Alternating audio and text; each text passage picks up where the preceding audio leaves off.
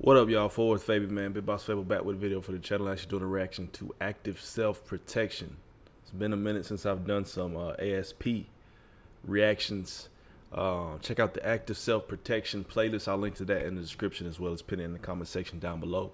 Got a whole playlist of reactions to active self-protection, which is pretty much like, I would say it's in source like a criminology kind of channel, but it actually gives advice on what to do in certain like fight or flight type of situations, so where you probably in danger and you gotta make a quick maneuver, make a quick type of move, you know what I mean? So like, comment, subscribe, hit the notification bell, follow me on Instagram, Twitter, FortWorthFabian. It's the road to 1 million subs. Peace, love to everybody rocking with the channel, man. Hit that subscribe button. We about to hit 30K.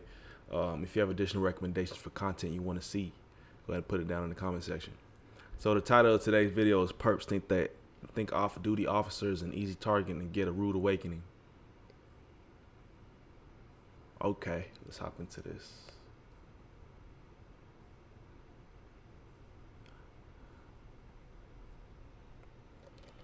You guys love to watch Good Guy Wins. Today I got a great one for you. The good guy wins today? Okay. What we got? Hi friends, welcome to today's lesson here at Active Self-Protection. I'm your host as always, John Correa. And I'm your co-host, Neil Widener. Today's video comes from Brazil. From the city of Curitiba. Palm pepper spray has recently reformulated for even more effect when you bless the deserving with the hot sauce. Wise. A beer with his wife. Action is here, right here. You can see it's just after midnight. Hold up. Let me move the camera around real quick so we can get a better look. Dang, got sirens going off in the background, man. What's going on, man? What's happening, dude? Everyone to do likewise. Top right's where the action is here, right here. You can see it's just after midnight. There's a man sitting there enjoying a beer with his wife, and these four guys are gonna walk by him and just kind of coolly walk by, but they make his spidey senses tingle. What they don't know is that he is an off-duty cop, and they're gonna walk down the street and then think, you know what, these people are an easy target. So they are gonna run back. They're on the fuckery, man. Boy said, let's hit a lick. Let's turn back around. Wait, we're gonna rewind it. I'm gonna move the webcam down here. It looks like, to get a holistic type of view now. Let's take it back. Right's where the action is here, right here. You can see it's just after midnight. There's a man sitting there enjoying a beer with his wife, and these four guys are gonna walk by him and just kind of coolly walk by, but they make his spidey senses tingle.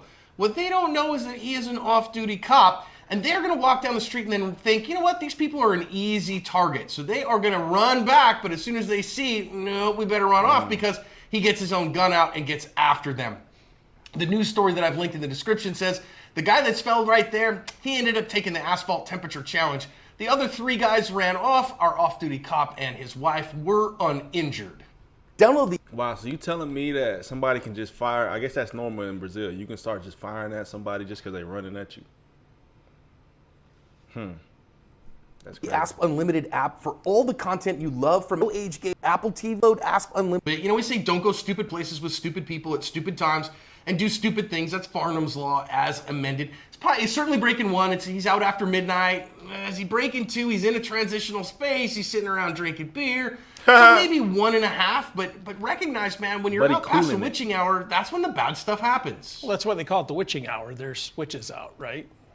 I mean, yeah. So listen, you know, you got to pay attention in those places as well. I also want to talk about, you know, some people think, you know, you cannot ever have an alcoholic beverage while you're carrying a firearm. I do think that depending on the laws of the state where you are, certainly drunkenness is not okay, and you want to maintain your faculties.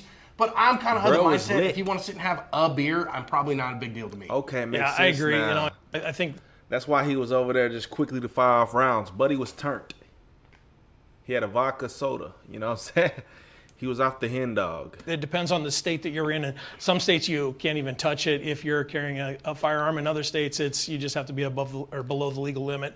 I don't necessarily have a problem with a beverage if that's what you're about. That said, you better pay attention. You're sitting on a sidewalk at midnight. Four dudes walk by. Could be nothing, right? Could just be four guys out for a night on their own, whatever. But you know, you're always paying attention to their body language. And are they doing what you expect? Is everything cool like you would expect? And you notice here he kind of turns towards them, sees what's going on, so that when this guy makes the turn and starts turning back towards him, then he's able to see, nope, this is not what we should be expecting. This is not normal. I got to take steps to protect myself. One of the things that I noticed is as they walked by, they all kind of walked by with that robotic neck. Their necks were stiff. Everything was just like, hey, we're going to put on a show right now. So I'm not sure that they didn't have this plan in place that we're going to walk by, check him out just to see what he's about, and then we'll turn and make our attack. You know, that's what I think caught his eye as they walked by. That it was just a weirdness to the whole thing. So this is the reason that we talk about paying attention, right? And that's personal awareness, environmental awareness, Bro, and if I were to tell you how many people have no personal awareness, they're just oblivious. Like, especially in the social media era and the smartphone era, a lot of people are just oblivious, bro. They don't pay attention. They walk into you at the store. They walking into you at the mall, any public place. You walking into somebody because they're not paying attention to their surroundings, or people that just walk and turn. You know what I'm saying? Like that type of stuff get on my nerves. Like, it's like, have some type of regard for your surroundings. It's not that hard. Take a look around. situational awareness. And that environmental awareness is, you know, is everything as it should be right now? Is everything in place? Like, are these guys joking and having a good time and walking down the street, or are they acting wooden and weird? And when they are, that moves us from condition yellow to condition orange. And I think that the biggest thing here was that because he was paying attention and seeing what was going on, did have that trip, then he was ready for these guys. Now listen, as the guy closes the distance here, he's got a gun up, and now he is going to make a big turn. Guess what? As soon as their force advantage evaporates, these guys realize, I got to get the heck out of here, and that is a very common factor in almost every defensive encounter we see. Yeah, you see it just the second that they all recognize that he has his own gun and is in the fight now with them. They've all decided that they left the stove on or the lights on, or they've got somewhere else to be.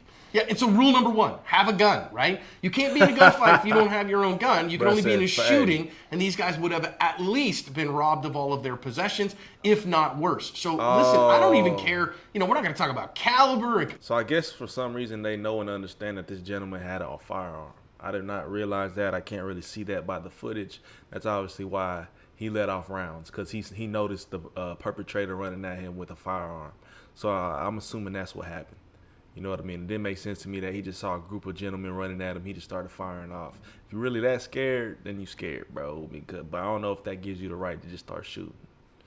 But if they obviously had a gun, they're running at you, then yeah, makes perfect sense. Capacity and where you're carrying it. Rule number one of a gunfight is have a gun.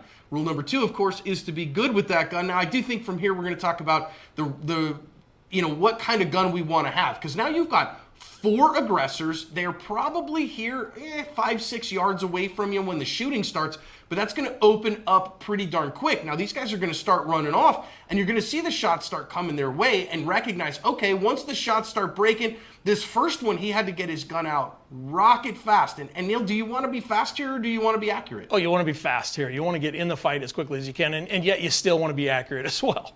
Yeah, I mean, it's not an either or here, right? So it is, listen, I want a full bucket of speed and a full bucket of accuracy.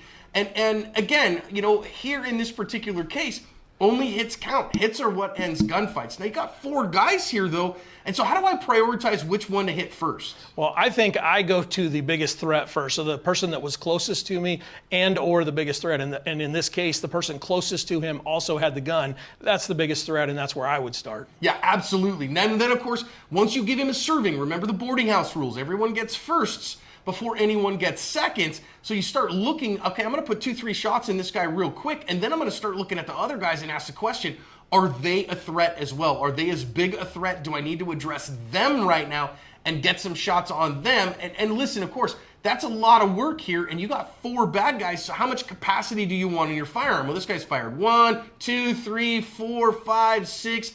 And then one of the things I notice here is he's got to shoot a lot because he hasn't dropped his beer yet. And so I know this is something that you talk about in your firearms classes all the time, Neil, about making sure that, if possible, drop that dang beer and get 2 hands on the gun. Yeah. Well, we don't really talk about beers in classes often, but in this case, yeah, you know, he came out with 1 hand, and he had to come out fast, and so I kind of get that. He got the beer but, in 1 hand. you know, he focused on the problem and didn't focus on the solution to the problem of a good 2-handed grip to get in that fight and be super accurate. because those misses that were really, really fast. Now they changed some behaviors, and dude scampered off and headed the other direction. So it didn't hurt that he wasn't getting hits on every person there, but it certainly doesn't help end the fight. If they are uninjured, they can stay in the fight. They can come back. Everybody's there, and if you're out of bullets, now you're in trouble. And listen, I think this guy fired at least 8 rounds that we can see. Now remember, we may not see every shot because of the way that the frame rates work and stuff like that. But I think at some point he is pretty close to out here. So we start to see all the flashes. I think he shot 8 times here. So if he's running a 19 by God 11, he is in trouble here. Starts futzing around with his gun a little bit. I got to tell you, I tell folks all the time, I carry a firearm because I might need to shoot someone today. And I think he went through at least 8 shots. I think he could have gone through more. I also think, man, whatever the capacity in your gun is how much time you're going to have to win the fight. Because these guys were all long gone, and a reload would not have made a difference in this fight. He might have gotten the other ones, though, had he had some more capacity. So is a higher capacity gun good? I certainly don't think it would have hurt. Kudos to this guy for covering his ass. His girl was just like cooling it. You know what I'm saying? Yeah, he covered his ass. Like John Correa just mentioned, man, that's active self-protection. Let me know y'all's thoughts on that one, man. Unfortunate circumstances. That's what happens when you try to be on some buffoonery. You know what I'm saying? You get the short end of the stick. Little did you know he was an off-duty police officer. Unfortunate. But, yeah, check out the active self-protection playlist. I'll link to that in the description. Pin it in the comment section down below. Peace, love. We'll catch you guys next time. We out.